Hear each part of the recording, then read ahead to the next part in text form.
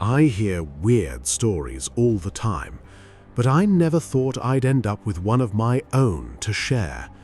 A story that still gives me chills every time I think about it. This happened to me about a year ago. At the time, I was playing in an indie band. Anyone who's ever been in a band knows the struggle is real.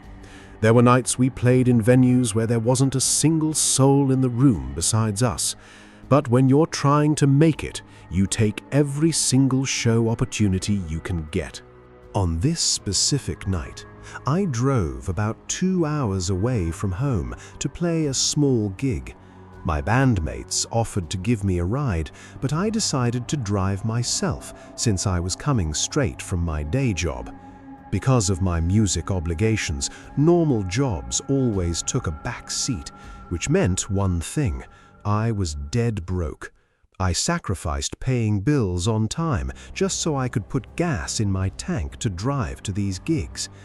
When I was heading to the show that night, I noticed my gas light was flickering. By the time I arrived at the venue, my tank was closer to empty than I wanted to admit. After our set, the other guys in the band packed up and left before me. I decided to grab a drink at a local bar and hang out for a bit. By the time I finally hit the road, it was almost 2 in the morning. I pulled into a 24-hour gas station down the road, put my card in the pump, and of course, it declined. I checked my wallet and found a single $5 bill in cash. I put the $5 in the tank, prayed it would be enough to get me home, and merged back onto the dark highway. Unsurprisingly, I didn't make it very far.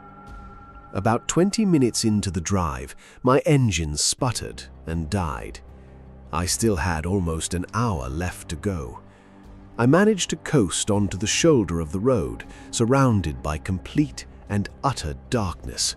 No streetlights, no houses, just miles of pitch-black woods on either side of a deserted highway. I pulled out my phone to text my brother to see if he could Venmo me some gas money, but I had virtually no service. I tried pulling up YouTube to pass the time, but the page wouldn't even load. I was completely helpless. I thought about just closing my eyes and sleeping in the car until dawn, when I could call for help, but sleeping on the side of a rural highway felt sketchy. My best option was just to sit tight, wait out the clock until sunrise, and figure something out then. So I locked my doors, leaned my seat back, and waited. I had been sitting in the dark for about 30 minutes when I caught something out of the corner of my eye. I slowly turned my head toward the passenger side window. Standing about 30 to 40 feet away from my car, in the middle of nowhere, was a figure wearing a dark hoodie. They weren't moving, they weren't making any sudden gestures. They were just standing there, dead still, staring right at my car. I don't care who you are or how tough you think you are. If you see a random hooded stranger appear out of pitch-black darkness in the middle of nowhere at 2:30 a.m., it will terrify you to your core. My heart immediately sank into my stomach. I double-checked that my doors were locked and kept my eyes glued to the figure. I checked my rear-view mirrors and side mirrors to see if there were other people or a car parked nearby. Nothing. Just me, my dead car, and this stranger. When I looked back at the figure, my stomach churned. They had started moving toward my car, but it wasn't a normal walk. They were moving unnaturally slow, inching forward step by step like a predator stalking prey. I have never felt so trapped in my entire life. I was inside a vehicle, but I couldn't drive away. I was stuck in quicksand. Eventually, the person got within just a few feet of the passenger side. In the dim light, I could finally see under the hood. It wasn't a man. It was a young woman, likely in her early 20s, with long blonde hair. With my window completely rolled up, I yelled out, "Hey, what do you want? Are you okay?" No answer. Nothing.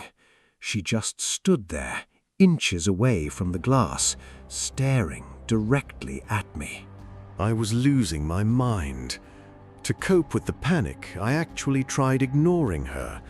I turned my head away, trying to mentally rehearse guitar chords and sing songs in my head just to keep from losing it. But you can't ignore someone standing 2 feet from you in the dead of night.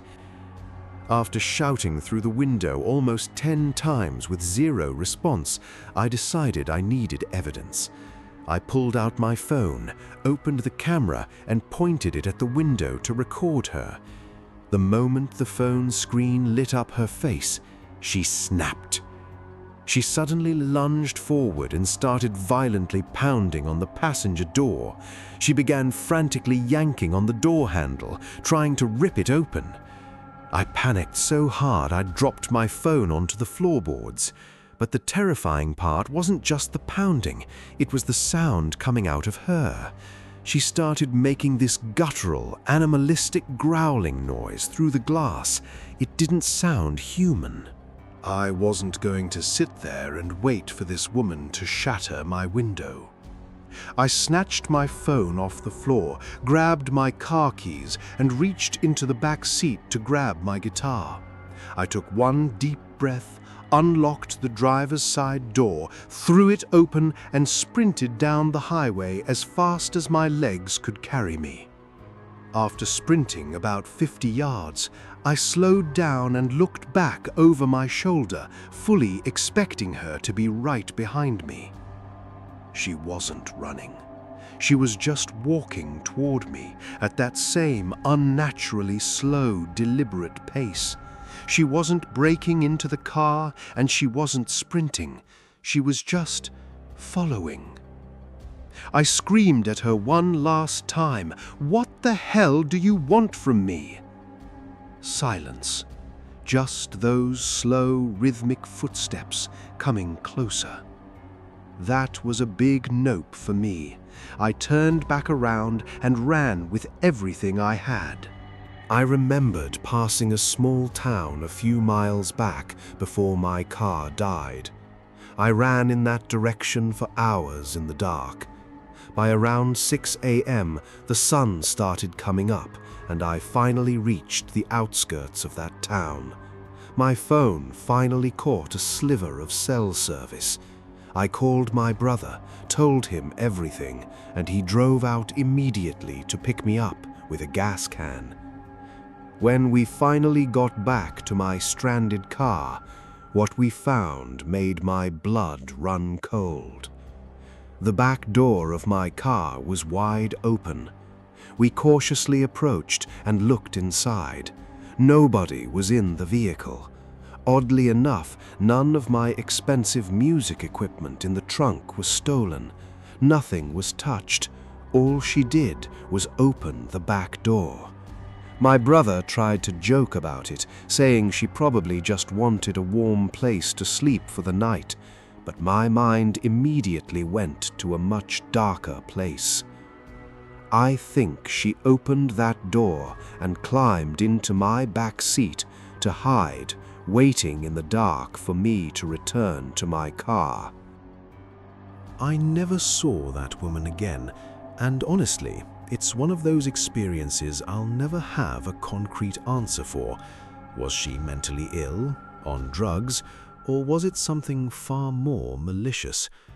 I try not to dwell on what would have happened if my door hadn't been locked, or if I had stayed in that car a second longer. I did learn one lesson from that night though. I never let my gas tank fall below half empty anymore, because no matter what, I am never getting stranded on the side of the road ever again. The next story. This is an experience that still affects me today, even though it happened years ago. It's one of those memories that sits quietly in the back of your mind until you close your eyes at night and it all comes rushing back. Back then, my wife Jackie and I were really into hiking. We were a little more than casual hikers. We loved challenging ourselves out on the trails here in the US.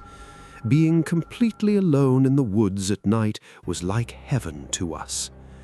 I know the thought of being stranded in the forest in the pitch black can sound terrifying to some people, but for us it was therapeutic. The sounds of the forest, the crisp air, the solitude. Whenever life got too stressful, we would disappear into the mountains for a few days and all that stress would just wash away. That was until this trip. The bliss we used to feel out in nature was destroyed forever. Scene 2. Into the wilderness. The hike started out like any other. Jackie was always great at the planning side of things. She mapped out our route, picked our campsites, and knew which hazardous areas to avoid. We were about a few hours into the trek, deep into a heavily wooded area off the main trail. The trees were dense, blocking out most of the daylight. Suddenly, Jackie stopped dead in her tracks. She put her hand up to alert me to halt, turned around and whispered, "Did you hear that?" At first, I didn't hear anything except the wind. I asked her if maybe she just heard an animal. A bobcat or a fox can make some pretty strange noises out in the wild. She shook her head and said, "No, that didn't sound like an animal." And then I heard it. It was faint at first, coming from deep within the dense brush, but it was unmistakably a human voice. It wasn't just someone shouting or calling out. It was a blood-curdling, desperate scream for help. Someone pleading, begging for their life. I'm still struggling to put this into words today. It gave me nightmares for months. It wasn't movie-style screaming. This felt so raw, so guttural. You could literally feel the sheer agony and terror in every single cry. Scene 4. The Search. At first, we started cutting through the thick brush, trying to follow the source of the screams. Every time that voice echoed through the trees, my skin crawled. I started yelling back into the wilderness, "Hey, where are you? We're coming!" But the person just kept screaming and crying out for help. It was like they couldn't even acknowledge us, as if they were completely consumed by whatever was happening to them. We were practically walking in circles because the dense woods made the sound bounce in every direction. Jackie pulled out her phone to call 911, but out there in the middle of nowhere, there wasn't a single bar of service. The screaming was relentless. It made me want to scream just listening to it. Knowing it was getting dangerous and that we were lost, I turned to Jackie and said, "Run back toward the trailhead and get emergency services. I'll keep pushing forward to find them." Jackie turned and ran back towards the main path to get help. I kept pushing deeper into the woods alone. The agonizing cries continued for a few more minutes, cutting through the silence like a knife. And then, just as suddenly as the screams had started, they completely stopped. Not a fade-out, not a whimper, just instant, deafening silence. I stopped in my tracks. I started shouting like a madman, "Hey, can you hear me? Give me a sign," hoping to hear anything back. But all I got was the empty echo of my own voice bouncing off the trees. I refused to give up. I kept carefully exploring the immediate area where I thought the sound originated from. After about 10 minutes of searching through the brush, I saw something out of place. Hanging partially from a low tree branch was a worn-out backpack. My heart leapt into my throat. I rushed over and unzipped it, hoping to find an ID or something that could help me figure out who was out here. But inside, there were only 3 items. 1. A generic cell phone wall charger. 2. a cheap pocket knife, and 3, a simple thank you card signed in cursive handwriting that read, "With love, Mom." That was it. No blood, no signs of a struggle, no clothes, no trash, no drag marks on the ground. It was like this backpack had just materialized out of thin air. A little while later, Jackie returned with law enforcement and search and rescue personnel. We handed over the backpack and walked them through every detail of what we heard. They took it seriously. Search teams combed that section of the woods for days. The worst part of this entire ordeal? Nothing ever came of it. The person screaming was never identified. There were no new missing persons reports filed in the area around that time. Investigators even tried matching the handwriting on that mother's card to cold cases of missing individuals across the state and found 0 matches. It remains a complete, unexplained mystery. All these years later, it still haunts both of us. Jackie and I don't go hiking much anymore. Whenever we stand near the woods, I can't help but be reminded of those guttural, agonizing screams. They cut deeper than any physical wound I've ever had. I just hope that one day this mystery is finally solved, and that whoever was crying out for help in those woods that night ultimately found the peace they were so desperately calling for. The next story. Back when I graduated high school, my girlfriend at the time, Tanya, and I spent the summer taking a bunch of road trips. We were both going away to different colleges in the fall, so we wanted to make the most of those last few months together. Halfway through the summer, we got bored with the usual tourist spots. We wanted something a little more exciting. Tanya started looking up places that were allegedly haunted, since we were both huge horror fans. We checked out a ton of spots on that trip. Now, I'm not saying we saw ghosts at every stop, but near the end of our trip, we stumbled across a place that wasn't even on our list, and it gave us a bigger scare than any haunted location ever could. Into the abandoned Catholic school. The rumble of a car cruising down a quiet road. Our trip was wrapping up as we drove home through a tiny, run-down New England town. As we were passing through, we drove by an old abandoned Catholic church that had a small elementary school attached to it. Oddly enough, it looked almost identical to the Catholic grade school Tanya and I attended back in our hometown. I casually joked to Tanya, "Hey, we should try to break in and see if it looks like our old school on the inside." I was completely joking, but Tanya didn't take it as a joke. She looked at me and said, "Pull over right now, we're going inside." It was pitch black outside, so we parked around the back where the trees were overgrown. We tried a few exterior doors, but they were all locked tight. Just as I thought we were giving up, we found an unlocked side door leading right into the gymnasium. Walking inside felt surreal and deeply unsettling. You could literally see dust particles hanging in the moonlight filtering through the high gym windows. The whole place smelled of damp rot and decay. The school was laid out in the shape of a cross. The gym was at the base of the floor plan, and a long brick hallway led out into the rest of the classrooms.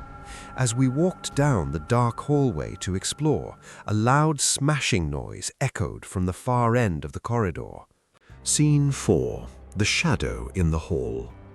We were inside one of the classrooms on the left wing when the sound hit. I poked my head out into the hallway, staring into pure darkness. Tanya asked me what made that noise.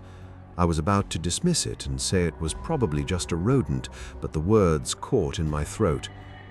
At the far end of the dark hall, something moved. A massive, dark figure slowly rose up from the shadows, completely blotting out the faint light spilling from an open doorway. It wasn't an animal. It was clearly the silhouette of a person. I ducked back into the classroom, shut the door as quietly as I could, and whispered to Tanya, "Someone else is in here," before she could even respond. And then we heard footsteps in the hall, walking slowly and deliberately toward our room. They stopped right outside our door. Scene 5. The chase and the locked door.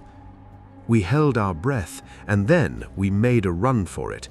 We grabbed each other's hands, threw the door open, and sprinted down the hall toward the gym. Right as we rounded the corner, heavy footsteps exploded behind us. It sounded like something huge was sprinting after us, charging like a bull. Neither of us dared to look back. We burst into the gym, threw ourselves at the side door we came in through, and pushed. The exact same unlocked door we had walked through 5 minutes ago was now completely locked from the inside.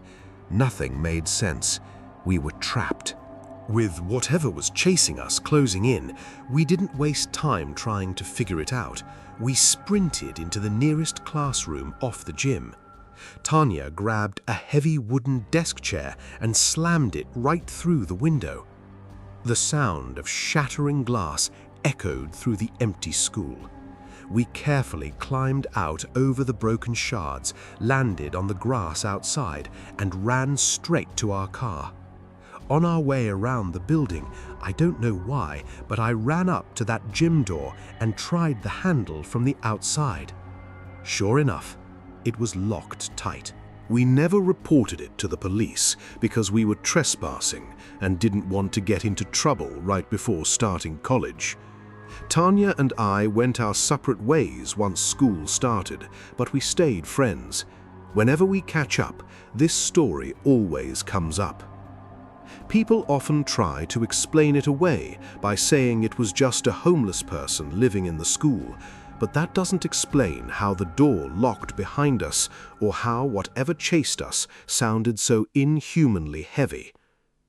We know what we heard, and we know what we felt in that dark hallway, and I know I'll never forget the night we got trapped inside that old school.